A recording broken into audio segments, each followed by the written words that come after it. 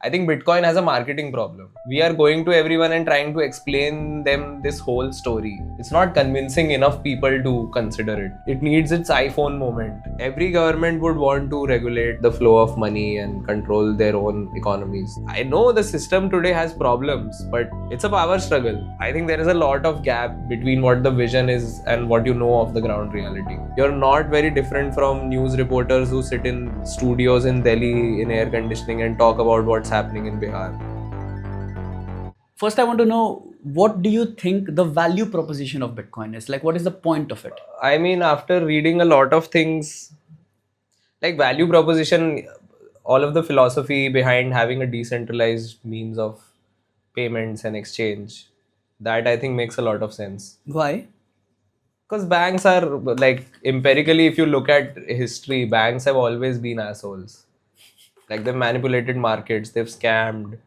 I was watching a documentary about HSBC or what I think HSBC was like knowingly and illegally funding cartels in Mexico. So I mean, there's no way, like, I don't see a good reason to trust banks. They have their own utility, of course, like they exist for a reason. They're great for the system. They have been great for the system, like whatever we could make sense of it. But now I think, yeah, I don't mind trying out a system where there is no middleman involved or there's probably no governments involved. The criticisms are also fair enough, like criticisms around crypto being used for illegal activities and terrorism and blah blah blah. But I think there definitely has to be a way where both of those things can happen together. Like, you can have a decentralized means of exchange and somehow have some security protocols or some means of decentralized means of verifying if this is a legitimate activity or something. Like, now I'm just speaking out of my asshole, but I think, yeah, I kind of agree with most of those things. Uh, but value proposition, when you ask, like, what's the guarantee that if you invest something right now and if you invest something in Bitcoin, like Forget some amount. investment. I'm just talking about, why should Bitcoin exist? What problem is it solving for society? I said that, okay, they are decentralizing transactions like banking basically. I think Okay. definitely Bitcoin can make for much better international payments. Like, I think UPI in India, like, because now microtransactions are possible, like 5 rupee transaction, 10 rupee transactions. Even microtransactions have unlocked a lot of interesting use cases and, like, in general, increase uh, economic activity. Like, for example, now if you go to a blog or a newsletter, a lot of news websites have this thing that, okay, you just read this article, don't buy our subscription, just pay 10 rupees. Now stuff like that is possible. Yeah. It's very easy for people to pay each other and, like, do business with each other, and, like, fairly easily. Like, UPI kind of feels like an informal mode of payment. Like, nobody, it doesn't feel like the bank is involved, although it is. But I'm talking about the experience. Like, I can just, like, if you're a whatever, like, if you're a small business, you make earthen pots, I can just walk up to you, give you a specific order, pay you 5,000 and get it done. Like, just because transactions have become so easy, I think people are more likely to transact with each other and do economic activity. So I think nothing like that, I don't feel like anything like that exists for international transactions. Like, if I want to work with a freelancer in Brazil, it's not as easy. So I think that can be a very good use case So we are for still in the Bitcoin. realm of fintech. We are solving Yeah, problems in the realm of fintech. yeah, My argument is that Bitcoin's value proposition is way beyond this. yeah. I mean, things like, I mean, reasons for having decentralized means of transactions, like stuff related to inflation, Yes, stuff related inflation. to governments printing money, and all of that. But somehow I feel like, I mean, also that was the narrative that kind of got me charged up for Bitcoin. That, like, just that young person energy of being anti-establishment. That, yeah, fuck the government, fuck the banks. And I'm kind of aligned with those things when people talk about crypto or Bitcoin. But somehow it feels like it's not convincing enough people to consider it. I think most people are very oblivious of these things. Like they don't even understand how banks properly work. Most people don't even understand the fundamental, like the thing that we were taught in school, that some people come and deposit money and then this money is lent to some other people, and in the middle, that's the business model of a bank. That's how a bank makes money, and That's that's not how. entirely accurate, but the But point is the fact that people don't know how it works, but still people can use it and people rely on those rails to transact with each other yeah, is a great sign. It yeah. means that not everyone in the world needs to understand how Bitcoin works. Yeah, so then, Once but I think what's happening is we are going to everyone and trying to explain them this whole story. I think Bitcoin has a marketing problem. it does. It has a huge marketing problem. Like for a commoner on the streets, it should just mean something very simple.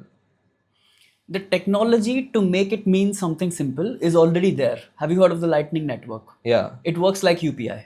yeah, You have a QR code, you scan it, you pay it, it goes immediately anywhere in the world. You can make small transactions with that very easily, very cheaply. So the technology to make it simple to use is already there. The hurdle that we face right now is adoption. And to cross that hurdle will take some time, of course. It will take time for adoption to increase, for more and more people, governments, institutions to accept Bitcoin. So very recently, I think it was Luxembourg that converted 1% of their entire sovereign wealth fund into Bitcoin. Again, very recently, I think it was New Hampshire that issued the world's first Bitcoin backed bonds. So raising money against Bitcoin now. Government bonds. But I feel like big institutions and banks and governments have always invested in a lot of assets which they never let the public access. Like, because they want to de-risk the general population from a lot of things. So I am just saying that governments using Bitcoin as one of their assets does not necessarily mean that they'll let their citizens do it. Two things to say here. The fact that governments have started to add this to their balance sheets, companies, there are more than 200 companies right now that own Bitcoin on their balance sheet as part of their reserves. So the fact that this is happening means adoption is increasing. And when adoption increases of something that has limited, absolute limited supply, then the price increases. When price increases, it encourages more people to adopt it. So Yeah. the feedback loop starts. That's one thing. The second thing, you don't need permission to use Bitcoin, and that's the beautiful thing. To use rupee, you need to create a bank account. To create a bank account, you need your Aadhaar, you need your PAN, you need this, you need that, you need permission. Bitcoin is permissionless. You need internet connection, you need a laptop or a phone. See, I think, yeah, of course you don't need permission, but I think the problem right now is, for example, there's no Paytm for crypto in India. There's no, like, I think part of why it's very difficult for even like a talented team of engineers to make a good payment app for crypto, which like can get mass adoption, is because it's heavily regulated. Like, for it to be a great user experience for the end user, it's not like someone who shifts on crypto will immediately stop using their traditional bank accounts. So both of those things have to work hand in hand. And I think there are a lot of, I'm just guessing right now, but I think mostly it's a regulatory problem. That is also being fixed. You know of Jack Dorsey's company Block? Yeah. So they recently, again, very recently released a solution where businesses, now you're a business owner, a small business, e-commerce, whatever, you can accept or make payments in Bitcoin or dollar. So let's say this is launched in the US. You can choose that all payments I get are in dollar, all payments I give are in dollar.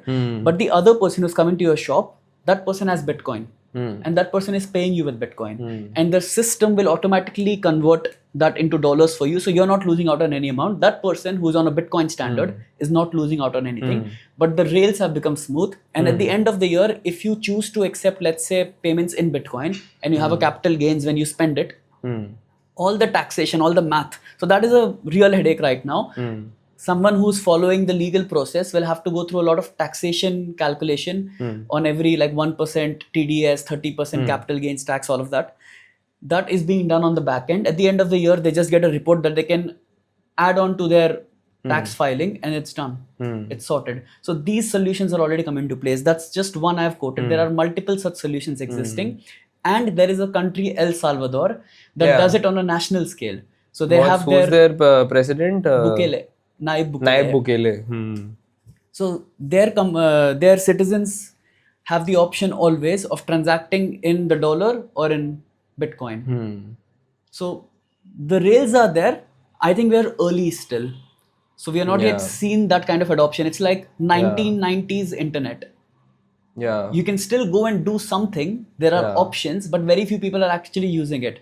Give it a decade or two. People keep asking me where to buy Bitcoin safely in India.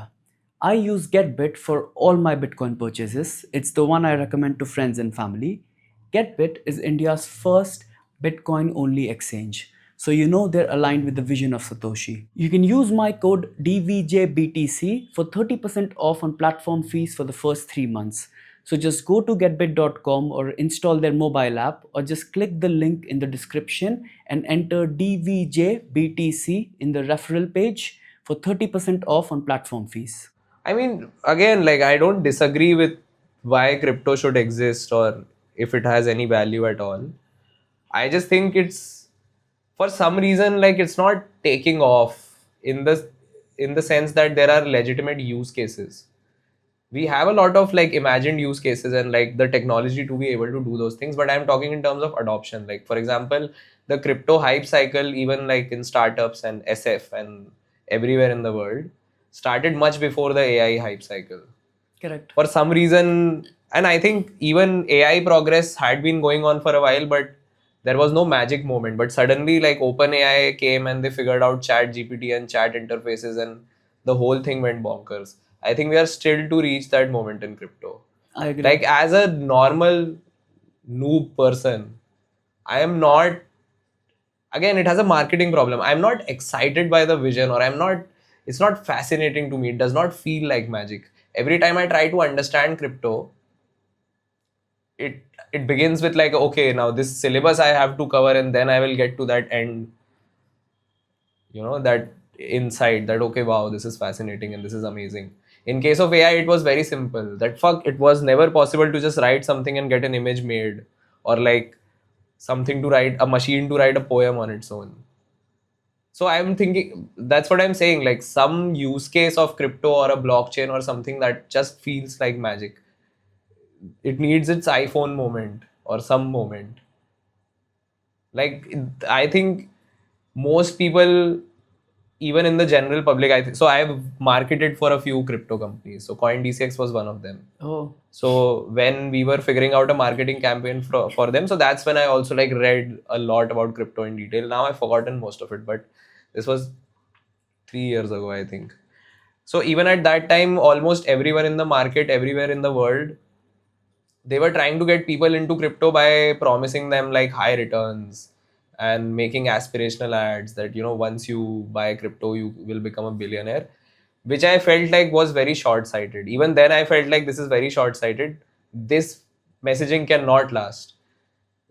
Anytime something goes wrong, people will stop trusting you and then you lose them forever. And that's kind of what happened. They were not able to find anything else to inspire people other than like just promise them high returns and unrealistic returns. That's what pretty much everyone was doing. So I think that's where they fucked up. But I don't know if we should even blame them entirely. Like at that point, they were like in the VC markets, they were just selling this messaging that crypto is going to be the next big thing and blah blah blah. And honestly, the only use case that they had figured out by then was like as a product, just an exchange where you invest and you buy and you sell and hopefully the value goes up. And I think, yeah, we kind of lost sense of what's even the point of any of that. I agree with a lot of that. I like the AI example that you used, that the use case is so Yeah, compelling that it doesn't take convincing.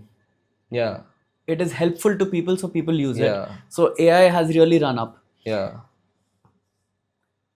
The thing is, with Bitcoin, and I don't want to use the word crypto because other cryptocurrencies I see as separate. Bitcoin is unique. Bitcoin is trying to be money.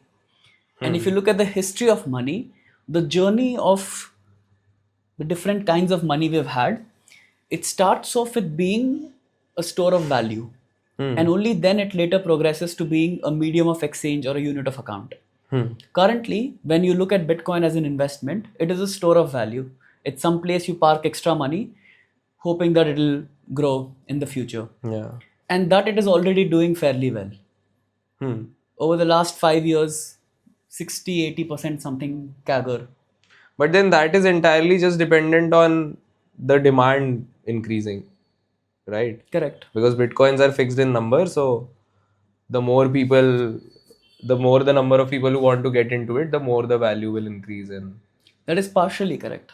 what else will increase the value?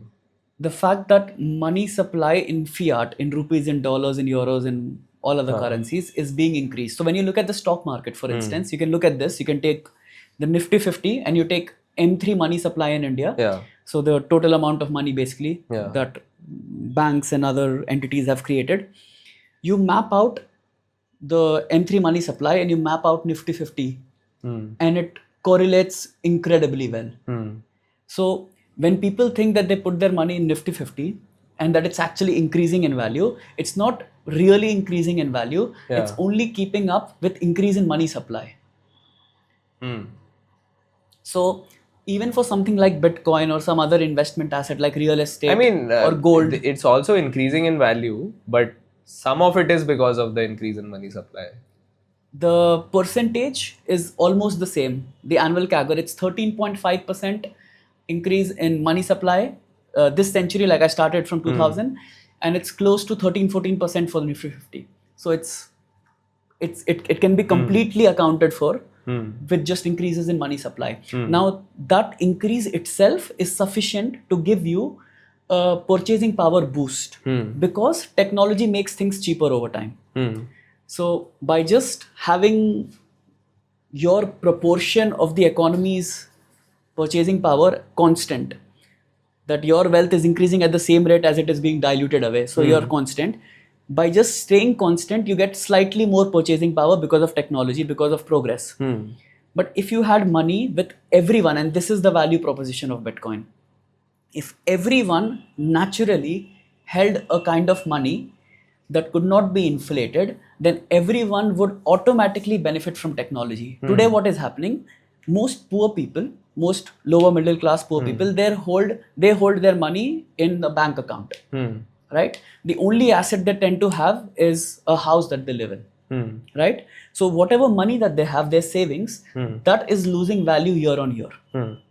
Rich people hold their money in assets, real estate, gold, fine art, this, that, all kinds of assets, which is rising in value over time.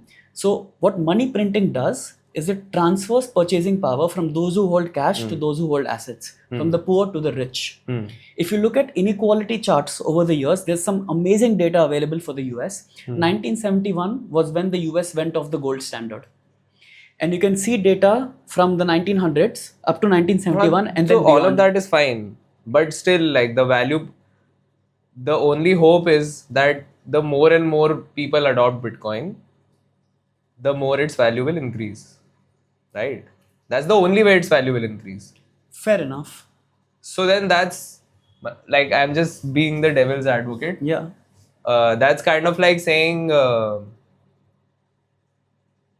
so I'm making a new SaaS tool. We are a competitor to Microsoft, and you can have some, like, you can get some equity in it right now for very cheap. And if everyone in the world starts using this SaaS software, we'll be the richest people on the planet. Why would they use your software? That would be the first Exactly. question I Why would would ask. they use Bitcoin? Bitcoin has all the properties to be money of the future. Like even if you look at banking system right now, Yeah. you yourself said that there are so many frictions that you experience when you try to transact Yeah. internationally. Yeah. And this is a bit far-fetched, but there's going to be a time when humans will be an interstellar species. We'll have some colony on the moon or on the Mars or someplace else. Yeah.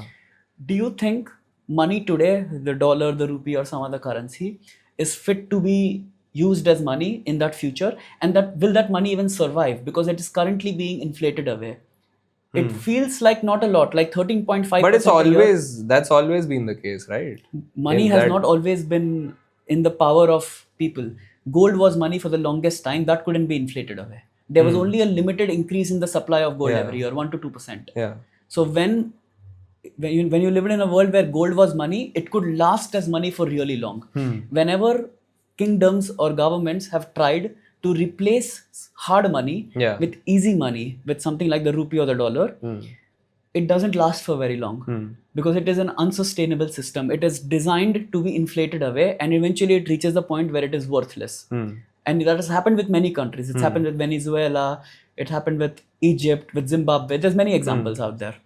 And if you look at where the rupee is or where the dollar is, where the euro is, they're on that same path. They're just early on that path.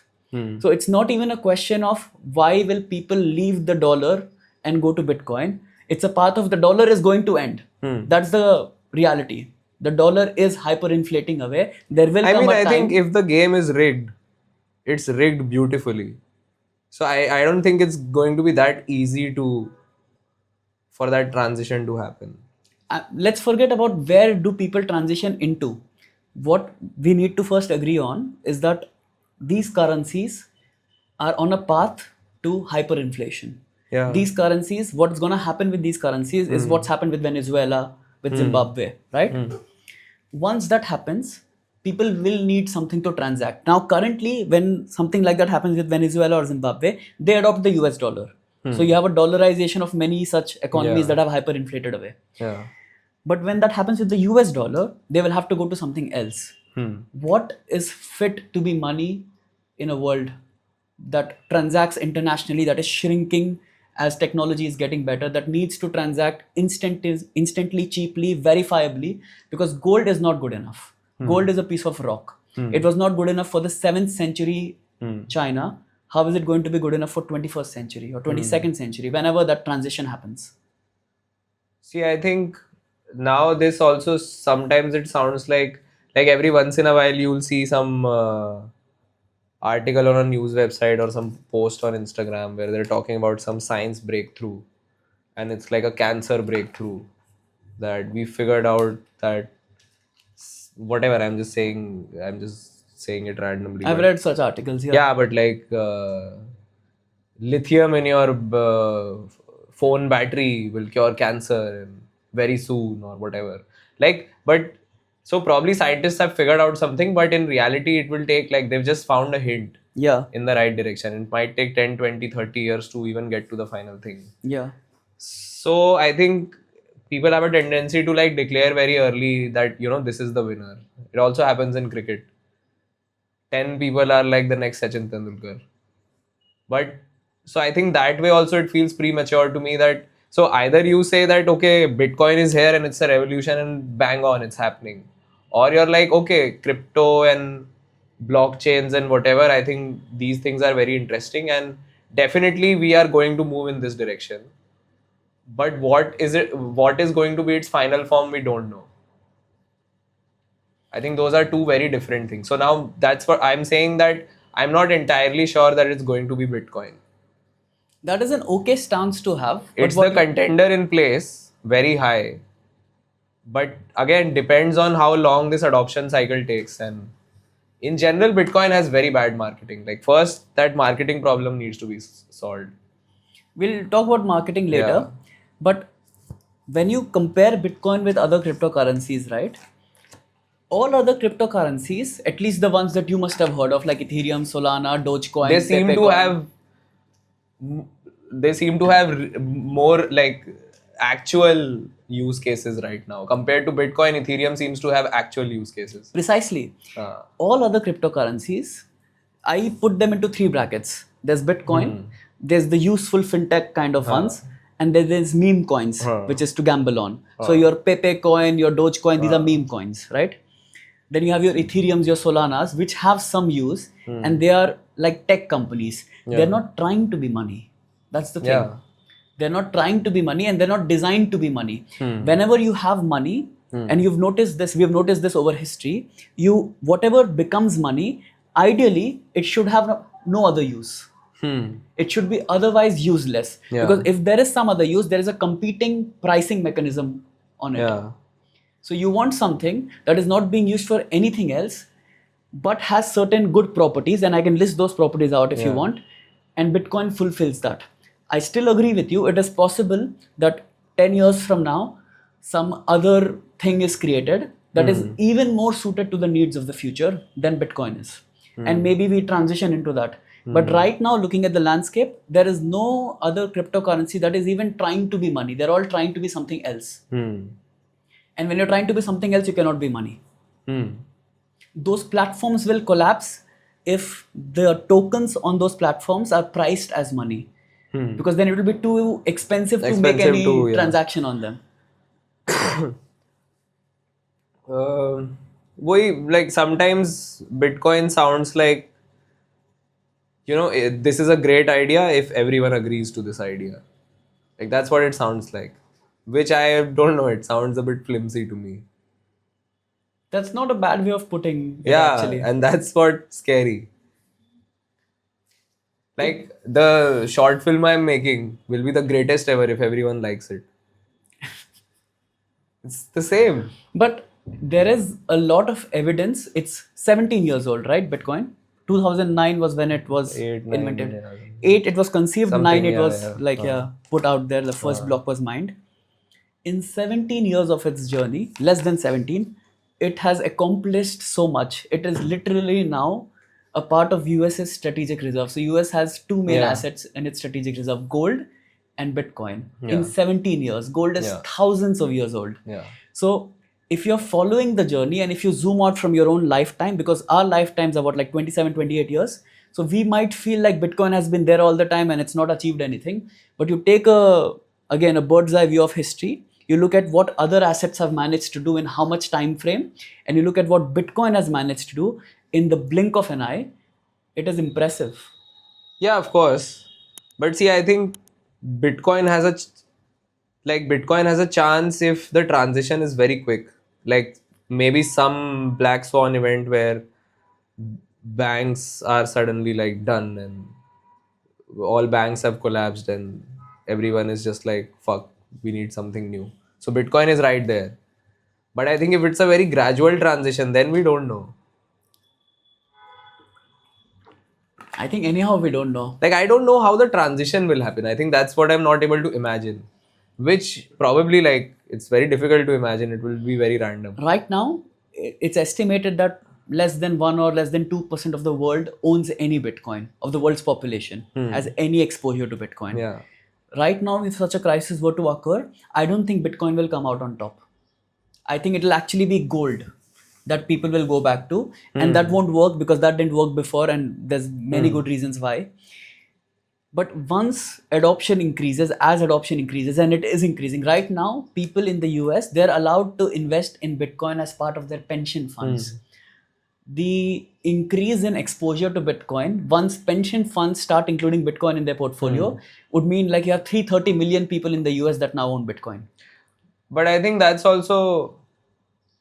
also feel like Bitcoin is increasingly becoming more and more of an investment asset. That's how money starts. One day it has to become like a transactional thing. And the technology No, for I don't know that is if there. that's how money starts. Like I think gold started being the exchange thing first, or I don't know. It was a shiny metal that people realized works good as jewelry, and then people realized it works good as jewelry over a very long time frame. Like my grandfather also used it, I also used it, my children also using it. So it became a store of value. It became where you started putting your money, the extra money that you had, and then whatever money was being used there in that point of time, when that collapsed, gold took over. So why would, like, if we go back to gold now, why would it not work? That's a good question to ask. There are many problems with gold. If you look at why gold was initially rejected as money, is let's say you want to go to the market and buy an apple, the UPI use case. How do you buy that apple with gold? You'll have to shave off a tiny amount, pay it. How will that person know that that shaved amount is actually pure gold and it's not like 18 karat? No, but if we'll go back to gold, Yeah. it will be more like that we'll make an abstraction out of it. Like there'll be gold kept somewhere. Correct. And then you will have like an... Every time we've used gold in an abstracted form, the person or the organization or the government responsible for maintaining a one-on-one peg with the amount of gold and the abstraction of gold, that organization, that government has always cheated. yeah, then those things happen. So yeah, decentralized systems make sense, but I've kind of lost the trust in the ability of Bitcoiners or whatever. Like, I'm really sorry. Like, I don't want to be mean, but I don't see it. Like, I have doubts that they'll be able to pull it off and convince everyone, because again and again it seems like it's more about convincing the whole world to use it, and y'all are not as good at it. Imagine this: you are making a short film, Yeah. and you made this short film, and your goal is that at the start of every movie in every theater in India, they play your short film. Yeah. If you manage to achieve that goal, Yeah. how big a deal would it be for you? Yeah, that'll be a big deal. That would be a big deal, right? Yeah. It's pretty tough goal to Yeah. achieve. I think Bitcoin has already done something like that by being put as a reserve asset in multiple countries. So again, now. I would say it's a promising asset or promising thing or promising tech, but it's one of the many promising things out there. Like, As it's money? like I can make a similar narrative, okay? Like, just, you know how bad Bollywood films are getting recently, and like nobody in India now feels like any Indian movie is like rooted in their culture, and it's like whatever, and movies are getting sucky and sucky. So now I have started making good movies, and I think people would like watching good movies rather than bad ones. Yeah. And I think if everyone gets convinced that they want to watch good movies, which I am making, I think you should invest in my film company. Yeah, but Like, that's do a you have any similar proof? argument. Do you have any proof that you are convincing people that people are now, instead of watching the regular movies, they're watching your movies, or they're watching some percentage of their watching time is being dedicated to your movies? Yeah, like I have some progress in the past 2 How years. many people? Like, I don't know. I mean, if you look at ads, then it's millions of people. Like the ads I've made. But if as you a only look percentage at, of all the ads. so again, like, so that we are going into a similar argument that there are many filmmakers out there who are trying to make good films in this market of bad films. There are many contenders for what currency, asset, investment, blah blah blah can be. So I like the ambition, I like this vision, I like this idea of Bitcoin becoming this utopian currency, and we are all just transacting with each other, dealing with each other without anyone being involved. I totally would want to live in that world for a while. But I am not sure if that's going to happen, is all I'm saying. That's fine. I mean, I don't think anyone can be sure. Yeah. But World I is think, an and unpredictable then if you place. can just explain this vision somehow simply, or find a good use case, I don't know if, like, is, like, if you get people into crypto or Bitcoin just with this proposition that, you know, today if you put 10 rupees, it might become 1,000 1 year later.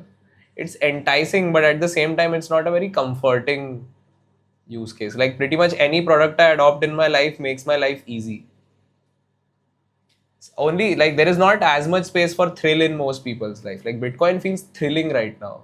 So then there is only a niche right now that indulges in it. Like, people with risk appetite, people who are very ambitious, people who are desperate, which is fine. I'm not judging that, but I'm saying, like, for a commoner to just adopt Bitcoin, it's not, it's very anxiety inducing right now. It doesn't feel like a convenience.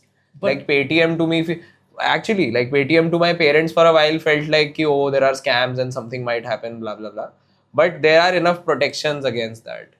What is the protection against this volatility that Bitcoin has for a commoner? Volatility protection. So there are solutions. There's a company called MicroStrategy that is releasing Bitcoin-backed instruments that give you, let's say, downside protection. Let's say you put in $1,000. So then again, we are talking of Bitcoin now as an investment asset rather than a currency. So it is right now an investment asset. It is not money yet. So the use case that you keep looking for, right now the only use case for Bitcoin in one form or another is a store of value, is investment. There are some people who use it to transact, but I know that it's a very small number. It's just So then the goal enthusiasts. is that enough people start holding Bitcoin as like their investments, and somehow now they get this ability to transact using that. And that when the hyperinflation comes, enough people already have Bitcoin and enough people have already experienced it and are comfortable with it, that the switch to Bitcoin becomes smoother. so this hyperinflation, like when has it happened in the past? Like when was the last time it happened? With which, like, are you asking for a specific country? Because it Nahin, happens like all the time. globally, matlab. On a global Something was a scale. global phenomenon. Huh? So there has been no money that has been used globally that could be hyperinflated away. So locally, in pockets, this keeps happening. So kingdoms, for instance, I am a king, I have a certain kingdom here, and originally we used gold coins as money, right? 10-gram coin for 10-gram worth of gold, whatever. And then because I'm the king now and I want to hoard all the gold with me and I want to cheat my people, I'll start issuing copper coins and I'll declare that now these copper coins have to be treated equivalent to gold coins. In my kingdom, if you want to transact, a 10-gram copper coin with my seal on it is equivalent to a 10-gram gold coin because I have the gold, like I'm backing it. That whole tokenization I think promise. a lot of countries where these problems occur, like in the recent history, happen to be countries which are like challenged economically or technologically. Probably they have a dictator who just hoards all of the wealth or whatever. Like countries with a very fucked up political, economic, like everything is fucked up. Infrastructure is fucked up. People don't have electricity, internet, blah blah blah. I think a lot of those countries have these conditions. So now, whenever this happens, I don't know how like Bitcoin will be able to enter these countries as the alternate. People don't have phones. People don't have internet access. People don't have electricity.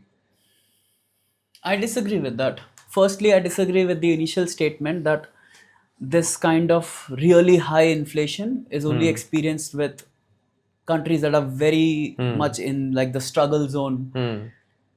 One big example is Turkey. Turkey has seen high double digits inflation for multiple years now.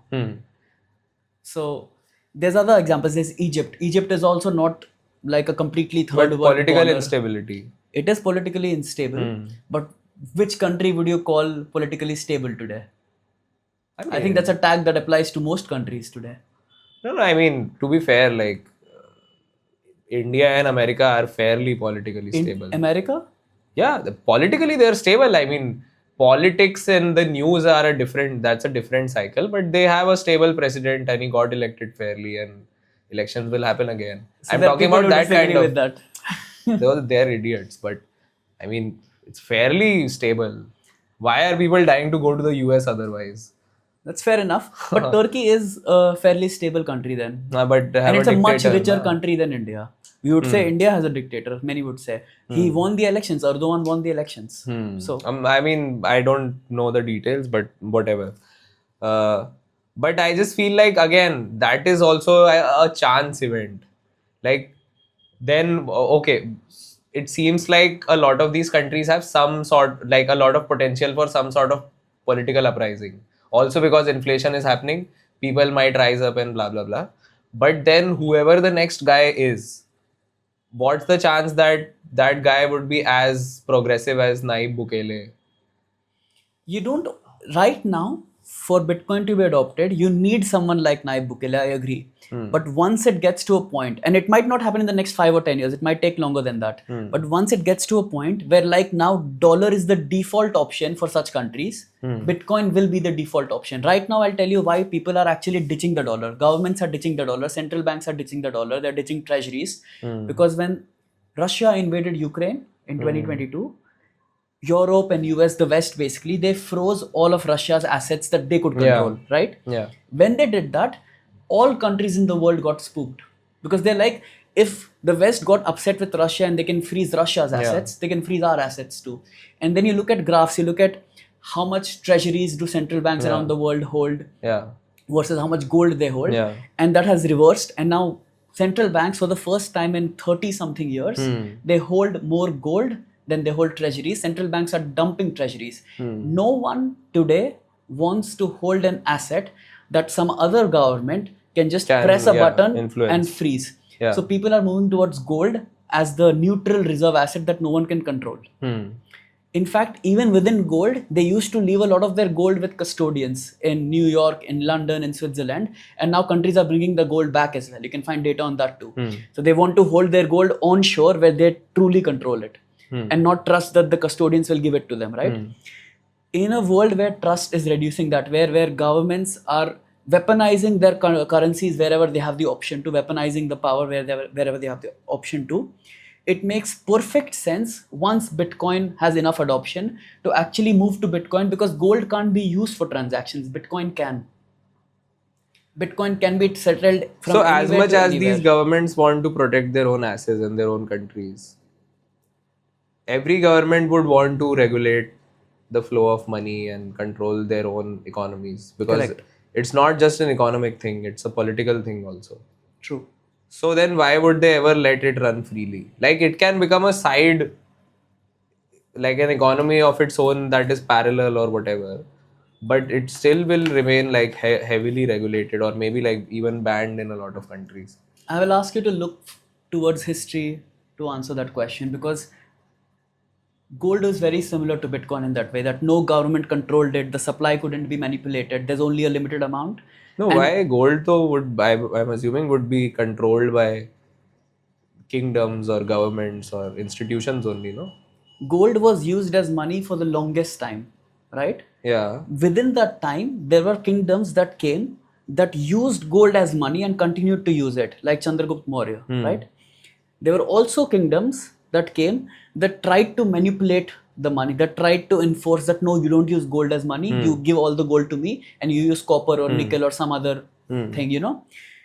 All the countries that tried to adopt the second strategy eventually hyperinflated and collapsed. Because that's what happens. Once you don't have a hard limit on how much you can hyperinflate, how much you can spend, then people just splurge and splurge and But then splurge. even the newer system we move to still has the same fundamental principle of control and regulation. Correct. And increasingly every country is becoming like super, like we are going towards hyper surveillance. So probably like even governments, like they would want to use blockchains but make a system which like helps them keep track of every single transaction and making it as efficient as possible. Like I think a lot of governments think that transactions don't happen because of the lack of efficiency, which is why UPI and stuff like that exists. So even right now when they're adopting tech, they only care about efficiency. They do not care about, they actually they don't want to care about like banks, and like the government would never want this system to get toppled. So I think, boy, that's what I doubt a lot. I don't think they will have a choice. This is why I was going to the kingdom example, that whenever these kingdoms reached a point of hyperinflation where people lost trust in their issued money, people turned back to gold. And this has happened over and over again over centuries.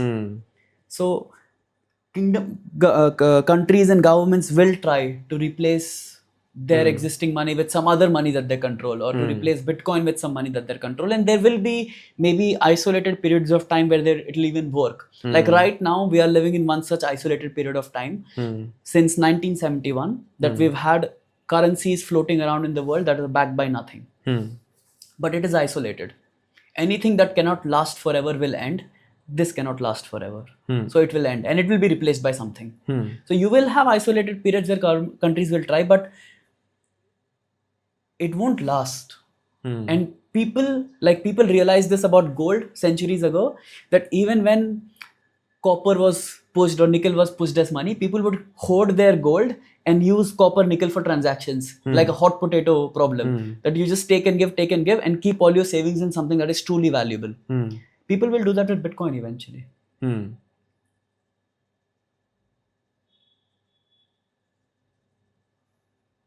Yeah, but then again, like I'm not sure how comfortable any government would be with their citizens holding like most of the value in a private form of asset which they have no access to, or any way to like seize it, or any way to, it's a power struggle. I mean, I I'm not disagreeing with why Bitcoin should exist, but I think like the way is very hard. That is how governments fund their welfare projects. That is how they win elections. That is how they feed people. That is how they do everything. Like, it's a huge change. I think most people who are like superficially into crypto are not even realizing, like, I know the system today has problems, but it is so complicated now and it's so deep rooted now, and it's like everything that we do is kind of influenced by what that system is. So a lot of times I feel like there has to be some catastrophic event which will lead to this shift. I also think it'll take something big. It won't Yeah, be an easy transition. I can't be sure, but I think it'll be something big. yeah, And that's where I think you also need to be a bit of a revolutionary or a visionary to believe in something that is yeah. not there yet. Because every system, like you described the current system, how entrenched it is, how deep it is. But every system that has been replaced, and many systems have come and gone, were as entrenched and as deep when they existed. But eventually they were replaced because it was unsustainable to go on that way. But yeah, that it was unsustainable in some senses. But I think what institutions have tried to preserve has always been that sense of control and surveillance. They have And had to give up a lot. If you look at the arc of history, you went from kingdoms. So I'm a now king, then my there's this family. whole thing of what Balaji says, that there'll be network states and there's going to be a new kind of country now. Can you explain what Balaji I says? don't remember any of it. Like in general, like I just got bored. I was like, I'd rather watch good movies or listen to good music or learn how to play something on my keyboard, and that's more fulfilling for me. That's fair I enough. know I can like in that. See, I am privileged. I had education from a good college, so even if the system is rigged, I think I'll end up fine. Like I'll end up on. You own assets. Yeah, I'll figure it out. Like I don't think I need to be like, even if it's a war like situation, like I don't care, like whatever. If it's a war, everything is fucked. What do you need the money for? Like you can't even go to the club or have a beer or anything. Like a war is going on. So I think just if you're someone who likes to be in the moment, maybe crypto is not for you, because like that shit is gonna take 50 more years at least. I like to call you a hedonist. I want to add one more I'm not a descriptor to hedonist. this. You have very high time preference, which is very My much in time preference line as in. that you said no living in the moment. That's Yeah. one way of putting it. The other way Yeah. of putting it is that you can't delay gratification today for something that would be really worth having maybe 50 years No, from I now. can delay it. Like I invest money in mutual funds all the time, and I've never taken out any money. So that's not the problem. Like I got bored of crypto. Yeah, Like that's fine. just shills and they're crying so hard and a revolution. Where is the revolution? When will it come? I'm tired waiting for it. Like that's the problem. Like they hyped it up so early and with all of energy, and then NFTs and shit happened, and then SBF happened and everything happened, and the revolution didn't come. I hope it does. But like where is it? Whenever it comes, I'll be there. I'll be Okay. there with all of you. But till then, I'm chilling. I can help you write songs for the revolution. I can make great art. So But that's what I'm investing in right now. if you had to make an ad for Bitcoin, Yeah. I don't know. I think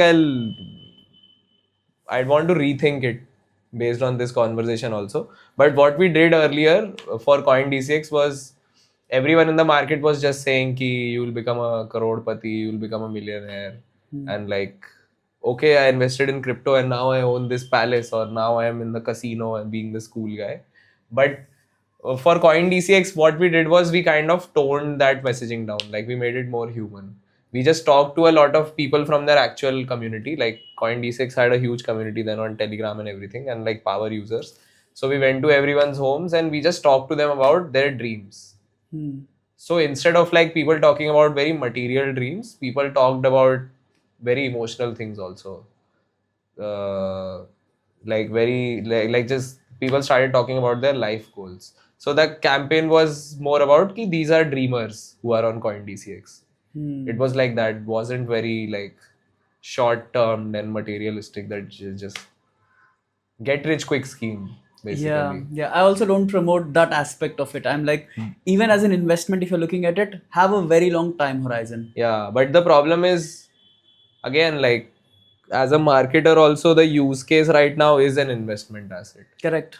So then there's not a lot you can do there. You can make it fun, you can make it quirky. I don't know how to make it inspiring. But there is a philosophy, like the discussion we had right now. Yeah. I think you got a glimpse of it. There is Yeah, it's a still a very first world problem appealing thing. Like most people, most commoners are more likely to believe in this idea that, yeah, I need more money in my life and how can I get it as quickly as possible. Most people barely, we have been able to barely get them to care about their local governments and elections and getting them to vote. For them to understand how banks are being scammed and what inflation is, I think people from the crypto community and Bitcoin, whatever, hodlers, they need to be on ground. This is not very different from, like, if you're talking about a global change or a societal level change, you're not very different from news reporters who sit in studios in Delhi in air conditioning and talk about what's happening in Bihar. Like, if you're actually caring about it, like, I don't know, maybe there are people who are working with communities in developing countries and figuring out use cases for crypto and blockchain. I think those people would have more nuanced insights and a better understanding of what money actually is and what's wrong about it and what actually works about it. I don't know many such people. Like most people I know, like they've invested money in Bitcoin, they've read things online, they're excited about it, but there's no touch with reality. Like if your goal is to get everyone to care about this, and that's kind of a part of the plan, that's how it will work. You barely know what anyone cares about right now. People, it's like 80% of the world, and even maybe that's even like a, maybe the number is higher. 80% of the people in the world are not even close to understanding or even having the bandwidth from their fucked up lives to start to understand what's wrong with the economic system. They'll only realize it the moment when food stops coming on their plate. Their lives are so, like, they're so stuck in that kind of life. So I think there is a lot of gap between what the vision is and what you know of the ground reality. I don't disagree that there should be something like that. Matlab, I would be the first one to cheer if, like, anything anti-establishment, I love it. Like, I know there's going to be chaos and all of us are going to get fucked, but why not? But why? I think there's a lack of understanding of what matters and how you get there. This has been an amazing conversation. Thank you. Cool, man.